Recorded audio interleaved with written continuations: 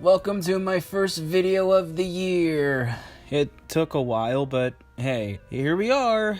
It's gonna be fun. So, Valentine's Day just ended. I know that, but yeah, you know what? It can still be a week of love, a week of compassion, a week of genuine kindness to those you truly love. They could be significant others, or family members, or close friends, and in this case, well, you could say there was an interesting little deal that went on between me and Trevor here on the channel. By the way, Billy and Trevor are us. We run the channel for any newcomers out there. There you go. Anyway, we decided to give each other things that we know we would hate to review for this week because, you know what? We just wanted to test our friendship because why not, right? I gave him Tripping the Rift not too long ago, and you saw that, and he decided to give me Movie 43. Yay. Movie 43. God, fuck. You know, I tried to avoid the movie for about 10 years or so, waiting until next year, and to be specific, to actually sit down and watch it. But, no. Nope. Hey, but you know, it's all in the theme of Week I Hate, so yeah. But for this, I'll be doing something a little bit different. I'm not really going to go through the entire film or talk about the individual segments in detail because, well, there's plenty of other YouTube reviewers and movie critic channels or even just critical reviews in general that already ripped this film to absolute shreds. And if you want to see that kind of review, just go watch those. I don't want to repeat what everyone else has been saying about this piece of crap. But if you really do want to hear me talk about each individual segment, I'll just put it like this. Stupid as hell, irritating as hell, wipe this from my memory, completely forgettable, because Blades and Genitals is hilarious, Robot Chicken wouldn't even accept this one, absolutely tasteless, literally the only good segment in this whole thing, because Gross and Mean is funny, has an idea but can't make it work, this is why we're not getting another Roger Rabbit. Okay, now that that's out of the way, let's actually talk about what I want to discuss, why this thing got the bad reputation that it has, as well as the fact that, well, nobody wanted to make this. Nobody. Well, maybe except the overbearing producers, but we'll get into that pretty soon. With that out of the way, let's talk about why nobody wanted to make Movie 43. And in order to further discuss this, we're going to have to go all the way back to the beginning, with Charles B. Wessler, a film producer best known for his collaborations with the Farrelly brothers and producing almost all of their films, the exceptions being Osmosis Jones and Fever Pitch, in case you're wondering. He had the idea to make something that was a much raunchier, funnier Die mixed in with the Kentucky Fried Movie. Basically, he wanted to make a very raunchy sketch comedy film, which in itself doesn't sound like a bad idea. You know, especially since Kentucky Fried Movie was a really old 70s comedy, making an updated version, taking inspiration from web comedy skits, doesn't seem like a bad idea, especially given the climate always changing with comedy. You might as well make something for the times. As long as you got the right producers and writers and actors on board, you can make something really funny. And it seemed like that was going to be that way too. They got Trey Parker and Matt Stone, the Farrelly brothers and the Zucker brothers all ready to write the thing. But unfortunately, the studios kept denying the concept and didn't want anything to do with it because of its, well, let's just say irreverent nature, which would primarily appeal to teenagers and would not sell for a typical R-rated movie. But Wessler refused to give up, and with the help of Peter Farrelly and producer John Pinotti, shot a proof of concept with Kate Winslet and Hugh Jackman. This was the infamous The Catch segment where Hugh Jackman has, can I say genitalia without getting demonetized? Well, okay, it's that hanging from his chin. Understandably, many studios were unwilling to fund the project from this skit, mostly from the idea that this was meant to be a smaller budget project with $6 million being poured by Relativity Media to let it happen. By the way, they initially were going to fund the project, but they ended up having to distribute the thing themselves after no one else would pick it up. They were the only studio willing to stick around as a result. Despite this, word of mouth quickly spread, leading to various A-list actors, talent agencies, and personal friends of the filmmakers catching wind of the project. However, there was a massive catch.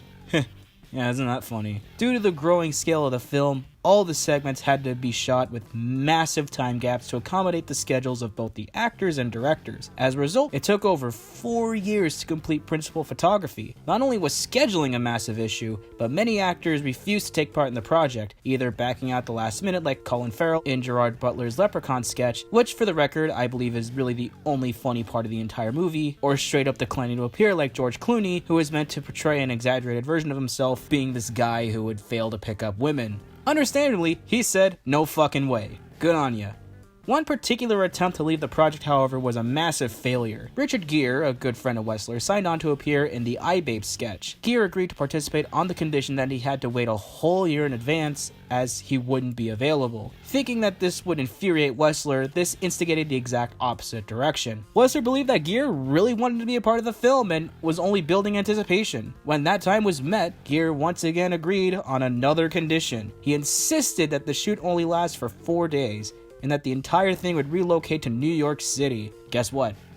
Those demands were met, and it resulted in one of the most awkward sketches in the whole thing. And if you look at it, the defeat in Richard Gere's eyes say so much more than any of the reactions he has in that entire damn thing. Oh, jeez. This behavior overall didn't go unnoticed. Peter Farley, one of the major heads of the project, outright admitted to set a strategy in order to keep everyone on board. Like Gere, they would let the actors know if they're filming a year in advance and use lots, and I mean lots, of guilt tripping. This appeared to be a well thought out strategy, but it didn't help the intensity of the project on select cast and crew. John Hodgman only received one email from his co-actor and friend Justin Long. Both had appeared in Apple's long-running Get 'Em Mac commercials prior to the release of movie 43. All he was told that Long would dress up as Robin and Hodgman should dress up as the Penguin. This in turn led to Hodgman realizing it was a filmed affair as soon as he arrived at the shooting location. Basically, he was in the dark and did not know what was going on. Another example of sheer confusion and lack of care with a hint of irritation was James Gunn's involvement. You know, the guy that directed Super, Slither, and of course the Guardians of the Galaxy movies. He wrote and directed a segment out of pressure from frequent collaborator Elizabeth Banks. In return, he'd, quote, blame her for the sketch. To this day, Gunn has never seen the finished product and was left out of post-production entirely. Needless to say, this whole thing was a mostly stressful, convoluted mess of scheduling conflict, word of mouth, uncertainty, and literal dares. I'll conclude the production cycle by saying that each of the separate cast members were also not told about the other segments, nor its frame narrative, which starred Dennis Quaid as a mentally disturbed writer pitching these ideas to unimpressed executives. And of course, leaving the actors in the dark on what exactly the rest of the film had in store. Any kind of awareness of offensiveness or anything personal were completely left out the window. And unfortunately, I don't really have anything about how they felt after.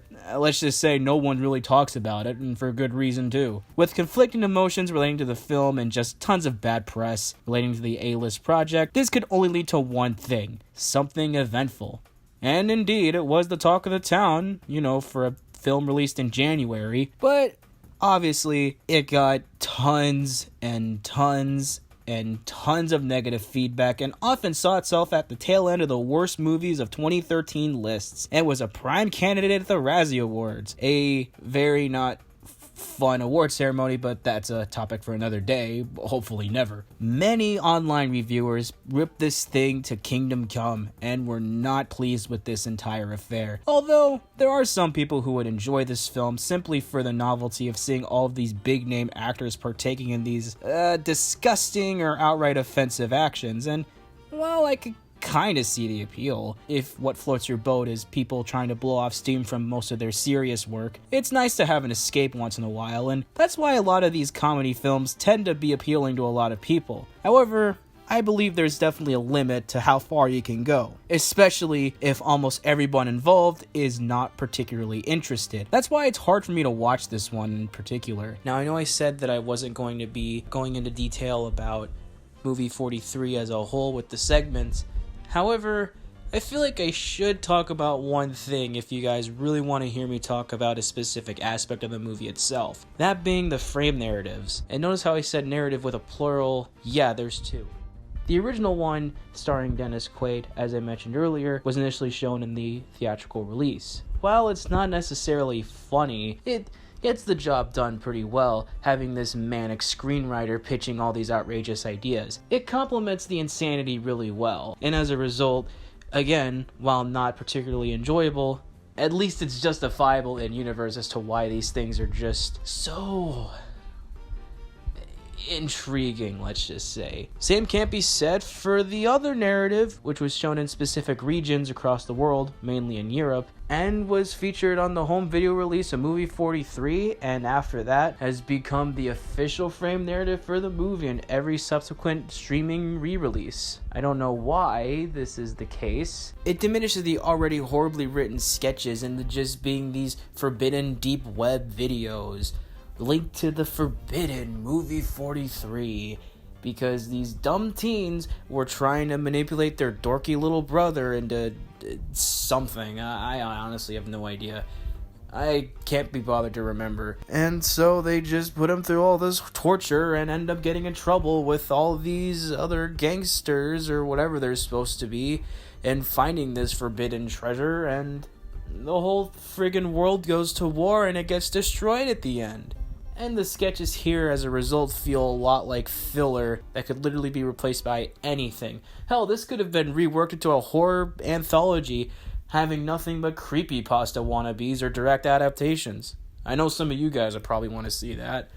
I wouldn't. Oh, well, whatever floats your boat, I guess. And so that's basically all I have to say about movie 43 as a whole, both with its production and with the frame narratives, as well as my brief discussion of the segments individually. I will say that it's actually kind of surprising that there are people out there that can look past all the insane crap and all the production turmoils and just still enjoy it for what it is. Yeah. Even though this is hailed as like one of the worst comedies ever made, if not one of the worst movies ever made, there's still people out there that don't really see why people hark on this so much. And honestly, I don't blame them. We all enjoy our dumb little escapist comedies that just go completely off the walls and just have these odd ensembles of actors we never thought would be in the same movie together. In fact, that's why I like movies like Employee of the Month so much, as well as She's Out of My League, and Waiting, and Talladega Nights. Just a lot of fun stuff. But I still can't find myself enjoying movie 43 simply because, well, for one, it's not my style of comedy to just have a bunch of A-list celebrities partake in gross stuff. The exception is the Leprechaun sketch, because not only are Johnny Knoxville and Seann William Scott already well known for their association with hyper-violent and just straight-up grossed-out comedy, but also because it was legitimately well-directed and well-written and actually had some semblance of real, genuine fun and direction put into it. And then you get sketches like, Get a Job, Motherfucker. That's seriously what it's called. Where it's funny because Naomi Watts is an abusive mom. Or in Superhero Speed Dating. Ha ha ha, Jason Sudeikis is a dickish Batman. Or Truth or Dare, where, oh, it's funny because Halle Berry and Stephen Colbert are making dares and doing dumb stuff, and it's honestly really offensive. I don't mean to sound PC or anything, but, oh, man, that ending. Or Middle School Date. I'm not even going to talk about this one. Don't even look it up. And if most of the actors can't have a good time on this set, or just be drunk as hell the whole time without genuinely having fun, unlike a lot of the other ensemble comedies I mentioned, it's not worth my time at all. I want to see a comedy because the people were having fun. In this case, only the producers and maybe a handful of the celebrities like Elizabeth Banks or I don't know who else would have really enjoyed making this. Justin Long, I guess, because he really liked wearing that Robin costume. As a result, it's just much harder to stomach this film or even just tolerate to watch it. Not because of all the insane gross out or hyper violence, that's honestly the last thing I'm worrying about. It's just the energy being sucked out of all these actors and just the absolute confusion and uncertainty they had. And if that's the driving force for your movie from everybody involved, it's just not worth your time. I'm sorry. It just isn't. Well, there you go. Hope you enjoyed the video, and if you've seen movie 43, what'd you think about it? Did you like it? Do you not like it? Do you agree with the majority that it's one of the worst comedies or worst movies ever made? Or do you not think that way at all? And you agree with my insight regardless? Please let me know, because I really am curious to see what you all think, because a lot of people tend to be hyperbolic with a lot of these horrendous comedies, and while movie 43 is still horrible, it's far from one of the worst comedies I've ever seen. No, I won't be saying specifics, because then it'll create a domino effect of people hating on that in a hyperbolic way, and I don't want that to ever happen with any opinions, because really, comedy's subjective. and movie taste varies with everybody. I don't think it's fair to just constantly attack another film. Random PSA to end things off. But to properly end things off, now let's talk about the comment of the day, and this one got a good laugh out of me. This is from the Predator. I see the movie took inspiration from Puppet Master: The Legacy. And if you don't know, he's talking about the Tripping the Rift movie basically being a successor to Puppet Master: The Legacy. And if you don't know what that is, which I'm pretty sure 90% of you don't know, Puppet Master: The Legacy is a literal clip show installment of a film franchise. Basically it just took clips from other Puppet Master movies and tied them together with a loose thread of a plot and decided to just call it a new movie. Yeah. If that's not lazy, I don't know what is. I guess I'll just take the time now to thank the Patreon producers: Michaela Bellamy, Leaf Razor, Rezeal, Azarius, Whoop-Doo, and MD the Dude. If you would also like your name read at the end of every video, then consider donating to the Patreon. There's a link down below, and I'm done. See you next week for the Q&A.